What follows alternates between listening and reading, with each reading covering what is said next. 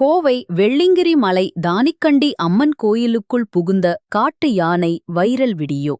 கோவை ஆலந்துறை அடுத்த வெள்ளிங்கிரி மலை அடிவாரப் பகுதியில் உள்ள தானிக்கண்டி மலைவாழ் மக்கள் கிராமப் பகுதிக்குள் கடந்த 25ஆம் தேதி புகுந்த ஒற்றை காட்டு யானை அருகே இருந்த அம்மன் கோவிலுக்குள் புகுந்ததால் பரபரப்பு ஏற்பட்டது.